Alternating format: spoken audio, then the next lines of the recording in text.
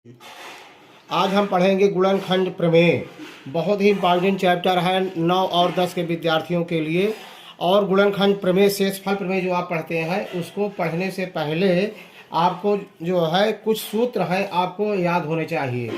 सूत्र है जैसे माना पी एक्स एक से अधिक या एक के बराबर घात वाला एक बहुपद है और ए कोई वास्तविक संख्या है, तब अगर इतना है, ये सब किताब में आपके लिखे गए हैं सूत्र प्रारंभिक में, आप उनको जरूर देख लेना। तब यदि x minus A P x का एक गुणनखंड है, अगर कहे कि यक्स माइनस ए बहुपद का एक गुणनखंड है, तब पी ए बराबर 0 होगा। कहने का मतलब पूरा बहुपद शून्य हो जाएगा, इससे भाग देने पर शेषफल शून्य होगा। और यदि दूसरा सूत्र है, यदि पी ए बराबर 0 हो, कहने का मतलब है कि बहुपद का मान 0 हो अगर इसके भाग देने पर शेषफल, तो यक्स माइनस ए बहुपद का एक गुणनखंड होगा। अगर शेषफल शून्य है जिसे आप भाग दे रहे हैं तो यक्स माइनस ए बहुपद का एक गुणनखंड होगा। इसी के आधार पर हम एक गुणनखंड करते हैं। गुणनखंड प्रमेय द्वारा दिए गए व्यंजक x cube minus 7x plus 6 के गुणनखंड ज्ञात कीजिए। लेकिन किसका? शेषफल प्रमेय के द्वारा। गुणनखंड प्रमेय, प्रमेय का मतलब शेषफल प्रमेय, और शेषफल प्रमेय जहाँ लगा हो तो जान लीजिएगा कि भाग विधि से नहीं कह रहा है, शेष नियम से। इसको करने से पहले कुछ नियम हैं, किताब में आपके लिखे गए हैं, उनको विधिवत देख लेना। जैसे देखिए, गुणनखंड प्रमेय द्वारा बहुपद के गुणनखंड करने की विधि, ये विधि आपको पूरा पता होना चाहिए। हम पढ़ रहे हैं, देखिए, गुणनखंड प्रमेय द्वारा चर यक्स के किसी बहुपद जिसमें यक्स की उच्चतम घात वाले पद का गुणांक 1 हो या 1 के बराबर करने के लिए निम्न चरणों का प्रयोग किया जाता है। पहला नंबर 1 क्या है?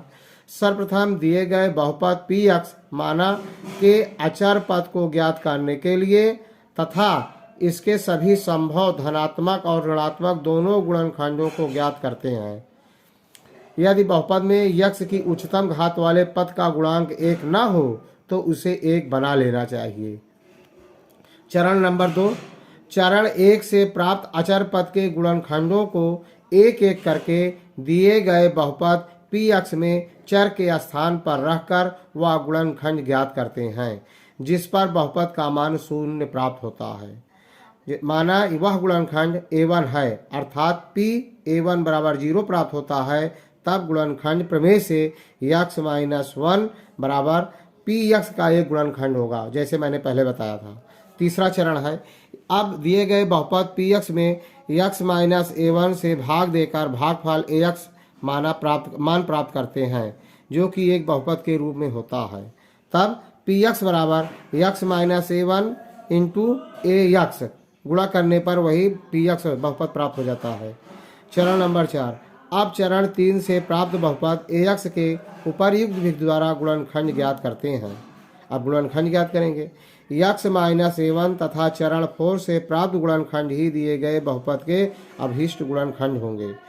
इस विधि का प्रयोग मुख्यतः 3 या अधिक घात वाले बहुपदों के गुणनखंड ज्ञात करने में किया जाता है। तभी यह शेषफल प्रमेय होगा जिसमें घात 3 लगा हो या उससे बड़ा घात लगा हो। महत्वपूर्ण बिंदु, इंपॉर्टेंट प्रिंट है, क्या है पॉइंट है, यदि बहुपद के सभी पद धनात्मक हैं तो यक्स के स्थान पर केवल ऋणात्मक मान रखते हैं ताकि 0 हो जाए। यदि बहुपद के पद क्रमानुसार धनात्मक तथा ऋणात्मक है तो यक्स के स्थान पर केवल धनात्मक मान रखते हैं। जहाँ धनात्मक तथा ऋणात्मक है तो यक्स के स्थान पर केवल धनात्मक मान रखते हैं। यदि बहुपद के सम स्थानों के पदों के गुणांकों का योगफल तथा विषम स्थानों के पदों के गुणांकों का योगफल बराबर है तो यक्स के स्थान पर -1, और यदि यह योगफल 0 है तो यक्स के स्थान पर 1 रखते हैं। इन्हीं विधि के आधार पर हम अपना गुणनखंड करते हैं। मैं समझता हूं कि आपको अच्छी तरह से समझ में आ जाएगा। गुणनखंड प्रमेय द्वारा दिए गए व्यंजक x cube minus 7x plus 6 के गुणनखंड ज्ञात कीजिए। अब बहुपद क्या है? माना पी यक्स बराबर कितना है? यक्स क्यूब, ये बहुपद है, माइनस 7x प्लस 6। अब अचर पद, इसका पहले अचर पद एक एक स्टेप देखना, सब समझ में आ जाएगा। अचर पद 6 है, कितना है? अचर पद 6 है। अब 6 के सभी असंभव गुणनखंड, 6 के सभी संभव गुणनखंड। अब ये देखा जाता है कि 6 किससे किससे कटेगा। धन ऋण दोनों, जैसे धन ऋण 1 से 6 कट जाएगा, धन ऋण 2 से कटेगा, धन ऋण 3 से कटेगा, धन ऋण 6 से। इसके अलावा इसके कोई गुणनखंड नहीं होंगे, मतलब यह संख्या किसी से नहीं कटेगा। धन ऋण 1, धन ऋण 2, धन ऋण 3, धन ऋण 6। अब एक एक के हमको रखना है, तो अब हम क्या करेंगे, बहुपद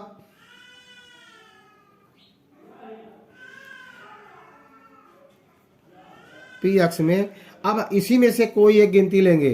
अब हम ले रहे हैं धन 1, ले रहे हैं एक्स बराबर 1 रखने पर। अगर धन मतलब एक्स के स्थान पर 1 रखने पर इसका गुणनखंड बहुपद 0 हो जाता है, तो क्या मतलब होगा कि x - 1 इसका एक गुणनखंड होगा। अब देखिए x के स्थान पर 1 रखने पर, तो एक बहुपद है कितना भाई, x³ - 7x + 6।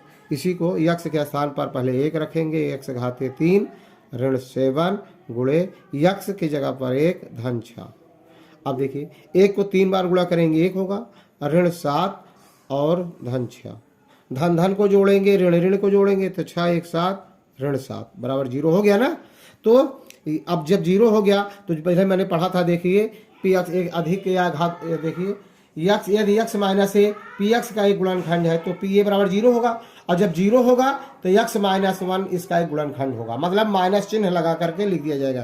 कहने का मतलब x माइनस कितना रखे थे 1, तो -1, x - 1, चूंकि x - 1 इसका एक गुणनखंड होगा। वीडियो पूरा देखना, स्किप मत करना।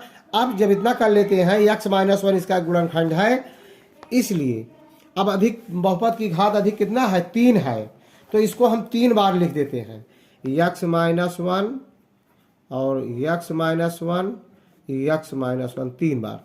क्योंकि 3 बार लिखते हैं, क्योंकि इसका चर राशि की घात सबसे 3 बार है, 3 घात है, तो इसलिए 3 बार लिख दिया गया।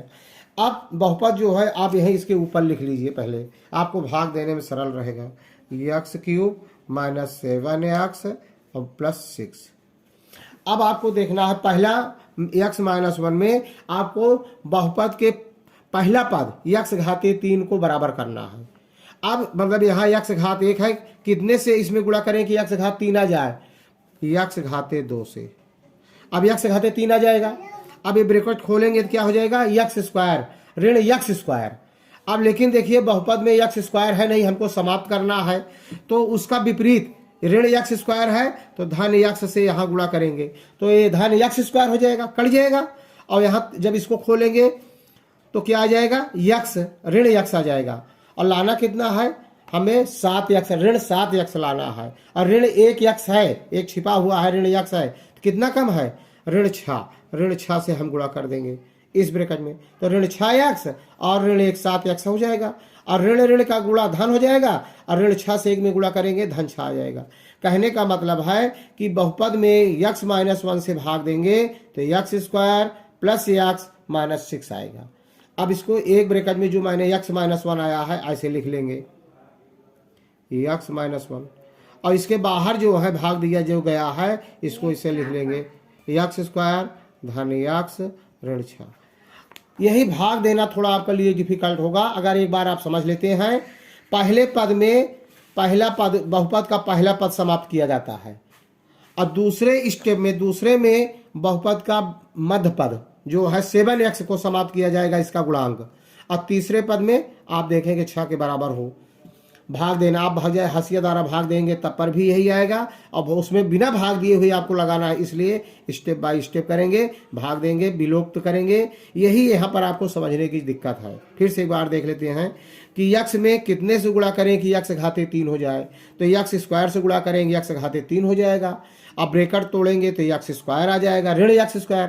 अब बहुपद में x² है नहीं तो हमको समाप्त करना है x² को, तो अब दूसरे पद में जाएंगे तो x में कितने से गुणा करें कि स्क्वायर आ जाए, तो x से गुणा करेंगे x² आ जाएगा, तो यहाँ धन x² आएगा क्योंकि धन से गुणा कर रहे हैं। और यहाँ पर तो जब खोले थे ब्रैकेट पहला वाला तो ऋण x² आया था, तो एक समाप्त हो जाएगा गुणा करने पर। फिर आगे दूसरे पद में गुणा करेंगे इसका, दूसरे पद के वाले में, तो ऋण यक्स हो जाएगा। अब ऋण यक्स तो हमको यहाँ मिल गया। तीसरे ब्रैकेट में जाते हैं, देखते हैं, तो हमको कितना लाना है, 7x लाना है, ऋण 7x, और है हमारे पास कितना, ऋण यक्स ही अकेला है। तो ऋण 6 से गुणा कर देंगे तो ऋण 6x अगले वाले तीसरे पद में मिल जाएगा, और दूसरे वाले पद में हमको ऋण यक्स मिला है, तो दोनों जुड़ जाएंगे, ऋण ऋण जुड़ जाएगा, लेकिन जोड़ ऋण ही होगा, तो 7x हो जाएगा, ऋण 7x। और इसको तोड़ेंगे तो ऋण ऋण धन, अच्छा ही करना 6 हो जाएगा। तो ये हमारा पूरा आ जा रहा है। मतलब अब इसको हम लिख दिए एक ब्रैकेट में x-1, और दूसरे ब्रैकेट में लिखेंगे जो कुछ आया है बाहर बाहर, x² धन x ऋण 6। अब इसी का जो भागफल आया है, इसी का हम गुणनखंड कर लेते हैं बहुपद के नियम से, द्विघात वाला जो।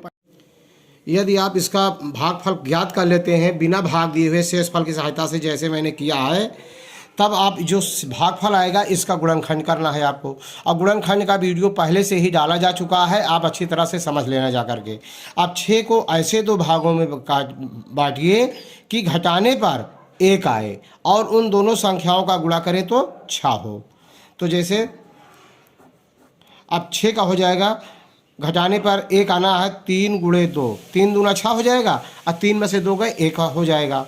तो अब इसी पे लिखना है आपको, दूसरे x² plus 3x plus 3x minus 2x, क्योंकि प्लस 1 लाना है इसलिए धन वाला चिन्ह ज़्यादा रहेगा, और -6। अब कॉमन समूह बना लीजिए, इस दोनों का एक समूह, इसका एक समूह, बाकी ऐसे नीचे लिख दीजिए। इसमें क्या कॉमन है, x कॉमन है, तो ये बचेगा क्या, x प्लस 3। इसमें क्या कॉमन है, द्वितीय में -2 कॉमन है, तो x ऋण ऋण का भाग धन हो गया, और द्वितीयाई 6 और ऋण ऋण का भाग धन हो जाएगा, द्वितीयाई 6। दोनों ब्रैकेट देखिए बराबर हैं, इसलिए दोनों ब्रैकेट में पहले जैसे लिखा गया है एक ब्रैकेट से लिख दीजिए x प्लस 3, और दूसरे में जो बाहर है कॉमन लिए गए उनको लिख दीजिए। अब यही तीनों अभाज्य इनके गुणनखंड जो हैं शेषफल प्रमेय द्वारा इनके गुणनखंड होंगे। यदि वीडियो अच्छा लगा हो तो लाइक करना, सब्सक्राइब करना। जय हिंद, जय भारत।